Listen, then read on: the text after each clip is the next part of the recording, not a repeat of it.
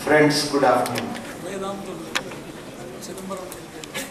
Technically speaking, the struggle for Telangana is a struggle for changes in the administrative arrangements. The people of Telangana have been fighting for a separate statehood. Under the Indian Constitution, Article 3 and 4 empowers the union government to create a new state. In accordance with this constitutional provision, the bill is approved by the cabinet and through the president it is sent to the assembly for its views. After the assembly expresses its views, with the consent of the president, the bill is placed before the parliament. Now that is the technical background, and very recently the parliament approved the bill and president signed. On June the 2nd, the 29th state of India, the Telangana State, comes into existence. Now you look at it legally, that is all about the Telangana State. But there is much beyond this legal institutional arrangements. Very many people, there has been an intense conflict in Andhra Pradesh politics about the formation of Telangana State. And this intense conflict is not between people of Andhra region and people of Telangana. This intense conflict is between the capitalist, the contractor class from the coastal Andhra, Rayalaseema, and the people of the Telangana region. That is the conflict all about. And this conflict needs to be explained to understand the Telangana demand for Telangana State. But very often, this basic social context is ignored. People say, and the Telangana movement is explained as a conflict, inner party conflict in the Congress party, as a faction conflict within the Congress party. Some people look at it as a political game of unemployed politicians. And some people even look at it as some kind of a communal assertion, devoid of any ideological content, primarily built on hatred towards the other region and people from the other regions in particular.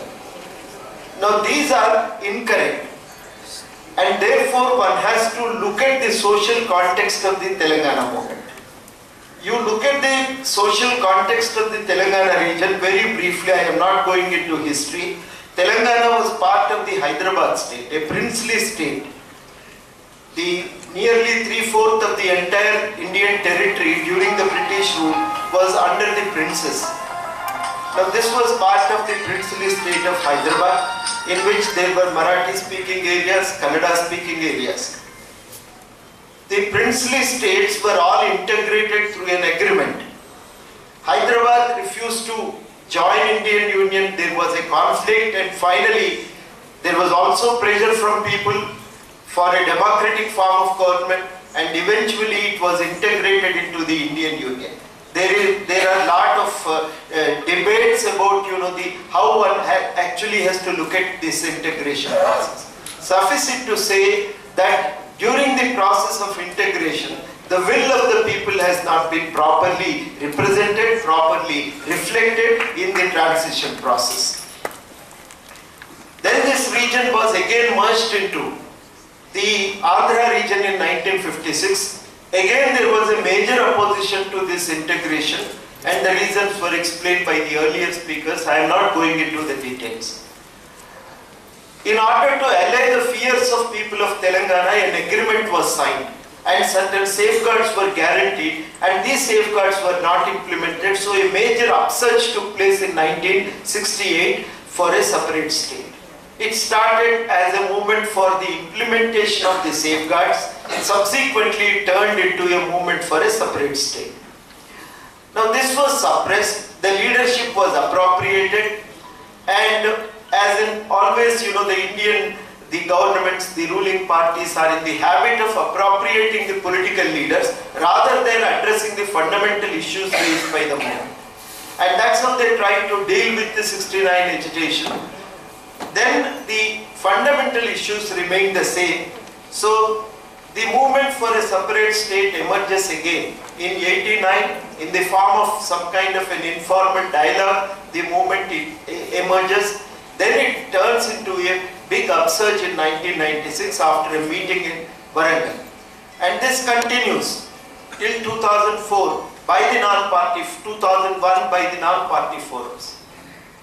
And most of these leaders of these non-party forums were suppressed, branded as the CPIML Maoist group members, and they were all suspected, arrested, some of them were killed in encounters. So that's how they tried to suppress the movement. 2001 Telangana Rashtra Samiti comes into existence, becomes a political face of this movement, and then after 2001, party forums and non-party forums continue their campaign for a separate statehood.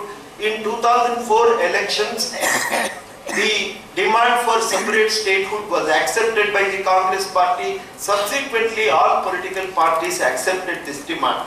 It was more or less the union government decided to form a separate state, and they appoint a committee. Almost all important political parties at the national level agreed for this bifurcation of Andhra Pradesh.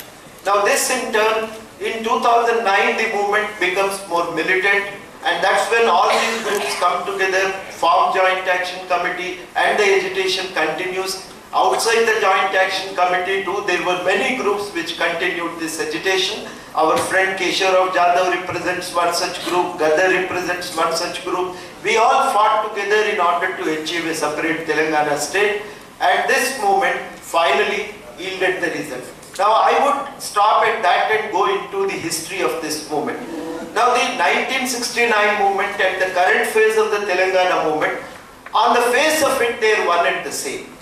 In form they are one and the same, but in content there are significant differences between these two phases. The earlier movement was against injustice by the government, discrimination by the government, but the present movement occurs in a particular context, and that's what I would briefly explain. After the 1969 agitation, the disillusioned students mostly go and join the left parties. Prominent among them was the CPI-ML. And this CPI-ML believes in armed struggle to overthrow the landlords, and many people were attracted to this party, and it is their involvement which brought about a major social upsurge in Telangana. And this social upsurge was by the most oppressed communities, the SCs, the OBCs, and various other artisan castes, and it was a fight against Vetti, it was fight for land redistribution, and that liberated the oppressed communities in the Telangana region. I won't say that they've been emancipated, but they've become a political force unto themselves, an autonomous political force unto themselves. This period is also simultaneously, during this period, we also see, due to Green Revolution and subsequent development, the rise of a very powerful rich peasant class in Andhra region, which in turn finds a political expression in Telugu Desam Party. And this Telugu Desam Party, in turn, when it comes to power, most of these communities in Telangana, they supported Telugu Desam Party. Certain reforms were introduced by the Telugu Desam Party to benefit the OBCs in Telangana region, but nonetheless, they were formal in nature, nominal in character, not significant, never did anything substantial in order to assist these communities. While the rich peasant communities from coastal Andhra transformed themselves into contractors, into businessmen, into the operators of private schools and colleges. In the second phase, when the Telugu Desam loses power and comes back to power again in 96 and continues to rule the state for more than 9 years, major neoliberal reforms were introduced in the state. These neoliberal reforms virtually converted the state into a kind of a agency of these property classes. So directly the benefits go to these classes. Investments in agriculture substantially come down. All investments in that go to benefit the artisan communities have been substantially reduced. Investments in government education and health have been substantially reduced. This results in a major distress in Telangana region. There may also be problems in the other region, but this is the context in which the assertion for Telangana begins. What actually happens is an assertion of all these oppressed communities. What they need is a support from the state so that they can get water, they can get better education, better health facilities, and this turns into a movement for a separate state. All these issues were raised by the separate groups against privatization of electricity, against privatization of the road transport corporation. All these movements were taking place separately, independently, and these movements were eventually united into the Telangana movement. And Telangana movement therefore is an articulation of the concerns of these communities, which in fact demand a kind of an abolition of the neoliberal policies and significant state intervention to promote the economic interest and promote the welfare of these communities. That is what the Telangana movement is all about. Now the issues that really come to the fore. Undoubtedly, what is the significant lesson from this Telangana movement? The Telangana movement is a significant victory over the crony capitalist class that appropriates land, that appropriates wealth, that appropriates all the state resources to the advantage of a small community. That is the first major victory. And this is by the people of this region. It is people of this region who fought this battle, who in fact ultimately brought this victory, and that is the most significant victory, I think, in the post-independent period. Now the second very important development is that all these communities also have been organized into very many local communities. Sometimes they call it by their own, they have their own names. Sometimes, for want of a better term, they would call themselves a joint action committee.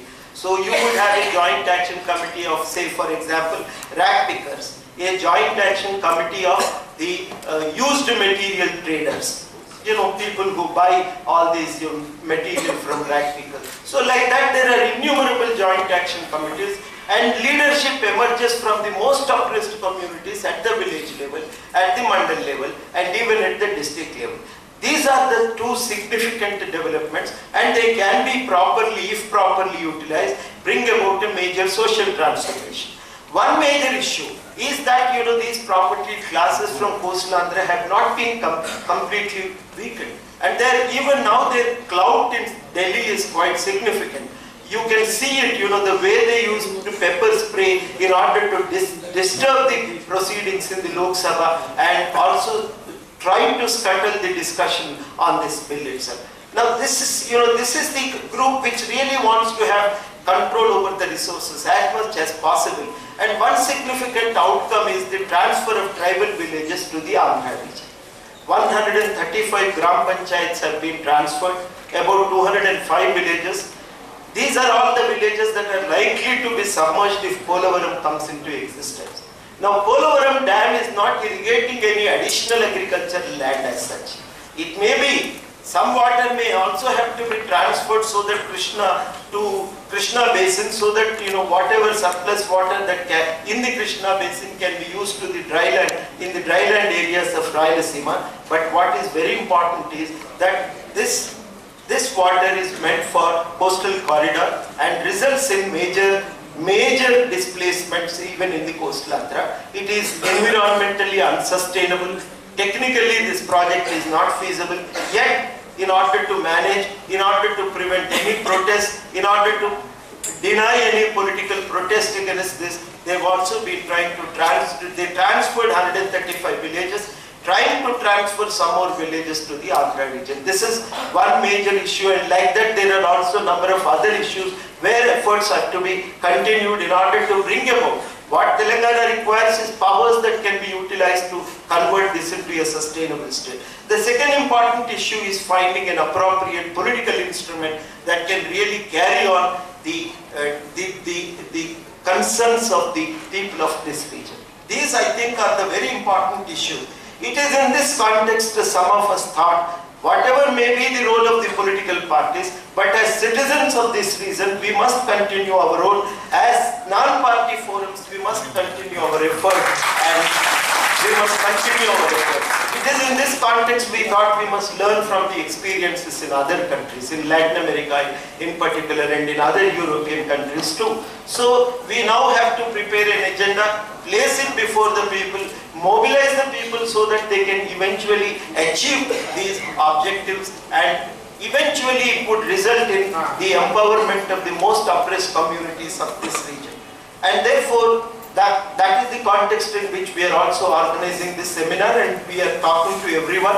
We would very soon meet, prepare a vision document, a people's vision document, and work for the achievement of some of these objectives. It includes concerns like land redistribution. It includes issues like, a proper education for everyone, health for everyone, and also number of concerns that are topmost in our mind. Now, our strength is that people are now quite conscious, organized, well aware of their rights. This is a context in which if we all can unite, and with the support of the left parties and with the support of the other Democrats, particularly this dialogue, this effort to put pressure on political system must go on. We cannot remain mute spectators. That is what we all feel very strongly. We can be the active players. We can be the active players in deciding the future of this region, and as an active players, we would definitely work for the development of this region, the empowerment of the most oppressed communities of this region, to develop this into a democratic, a secular, context in which we would like to work for the development of this region. I am not saying, there could be successes and failures, but our endeavor would be very sincere. And we have no doubt about it, and we have immense faith in the capacity of the people of Telangana to support any such endeavor, and we are hopeful. After this 4 days discussion, we've also gained clarity on certain issues. We have also gained tremendous confidence. The victories in other countries also give us immense confidence that we would be able to carry this task forward. Thank you very much.